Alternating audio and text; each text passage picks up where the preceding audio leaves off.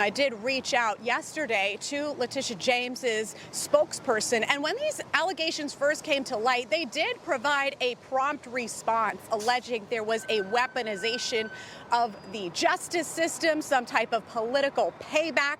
This time, though, her spokesperson has not responded to our requests for a comment. Back to you.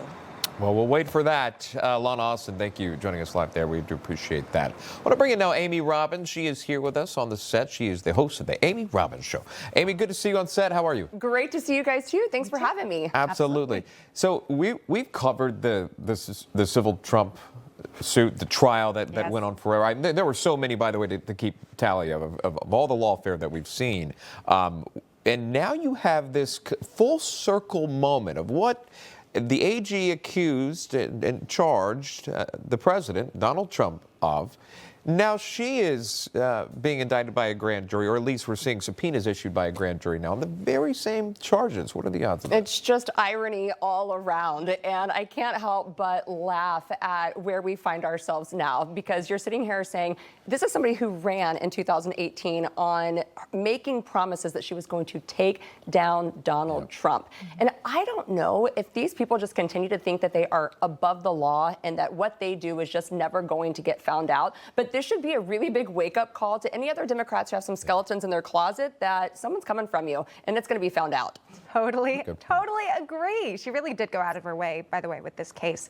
But that brings me to another New York politician, and that's Eric Adams. He's heading to Donald Trump today, actually embracing the White House. Why might that be? Well, because I think that a lot of people are starting to see the writing on the wall here, that this might not be a favorable environment any longer to people that once thought that they were above the law. And for a group of people who were the ones that started to actually weaponize the DOJ, now they're seeing it maybe come back not in their favor. I think a lot of people are starting to wake up and say, I might want to rethink this. What do you think of all the judicial issues that the president has seen thus far, President Trump? He puts out these executive orders. We can focus on mass deportations. Let's just sit on that. And he sees pushback at every turn.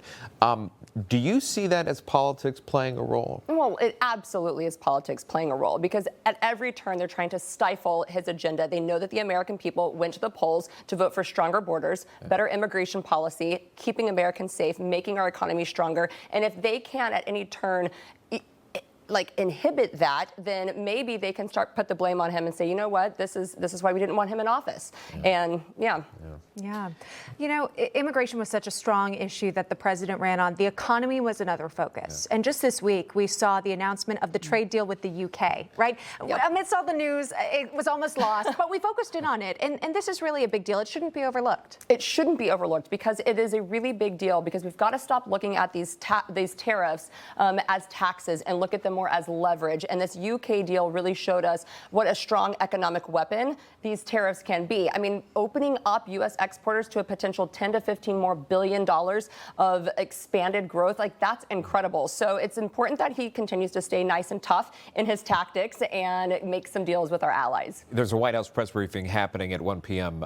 This afternoon, so we'll be watching to see what sort of questions that will be asked. But it appears that the president, this president, takes more questions than the press secretary, which was different from the previous administration. What do you make of the transparency? Well, I was just laughing at the earlier segment when they were talking about how hardworking the former president was with, one meeting a day. And this guy, the president now just cannot seem to stop. He is the Energizer Bunny. He is really inspiring to so many people, because he doesn't quit. And it's so great, because he did run on transparency, and that's what the American people want from him, and that's what they put him in office to get. Yeah, they welcome up the seat to rotating press, too. So you hear from different voices. Hearing here from Amy Robbins. Yeah. Thank you so much for coming on you. today. We're going to hear from you a little bit later on. Wonderful.